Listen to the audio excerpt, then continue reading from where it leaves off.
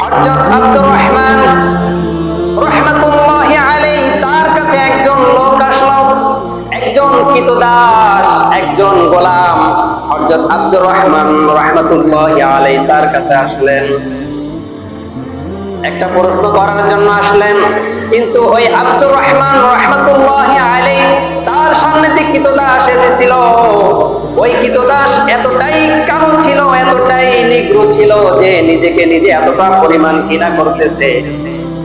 এক পর্যায়ে আব্দুর রহমান রাহমাতুল্লাহি আলাইহি তিনি বললেন যে তুমি এতটাই নিজেকে ঘৃণা মনে করো, কিন্তু অথচ শুনে নাও, এই পৃথিবীতে তিনজন ব্যক্তি এমন ছিল যে তিনজন আমাদের সমস্ত মানুষের চাইতে বড় উত্তম ছিল, বড় দামি ছিল।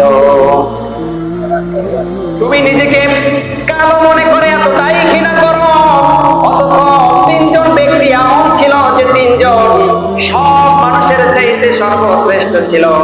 শুনে নাও, তাদের ভিতরে একজন ছিল হযরত বিলাল রাদিয়াল্লাহু তাআলা আনহু।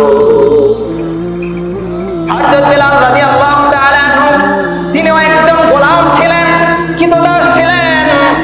এই বিলাল রাদিয়াল্লাহু তাআলা আনহু তিনি এতটাই কালো ছিল, এতটাই নিগ্র ছিল যে মদিনার ছোট ছোট বাচ্চারা বেলালকে দেখা মাত্রই তারা দৌড় দিয়ে ঘরে চলে যাইত, এতটা পরিমাণ তাকে ভয় পাইত।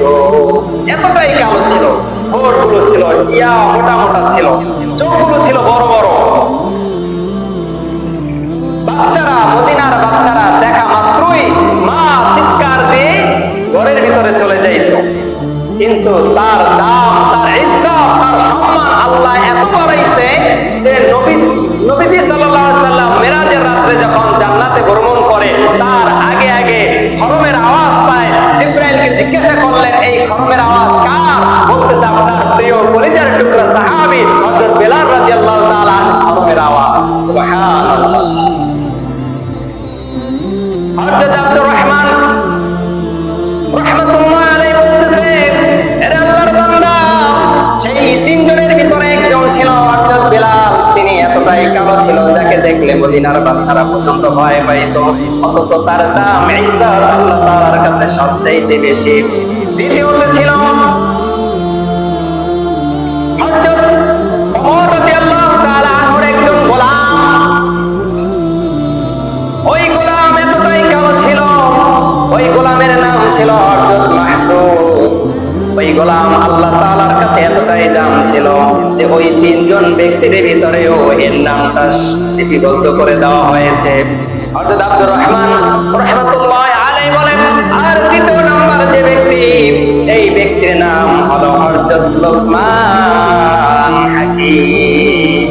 হযরত লোকমান হাকিম, এই লোকমান হাকিম এতটাই কালো ছিল, শুধু কালো নয়, একদিকে কালো, তার ঠোঁটগুলো ছিল মোটা মোটা, আবার অন্যদিকে তিনি ছিল অনেক খাটো, তার শরীরটা ছিল চ্যাপ্টা।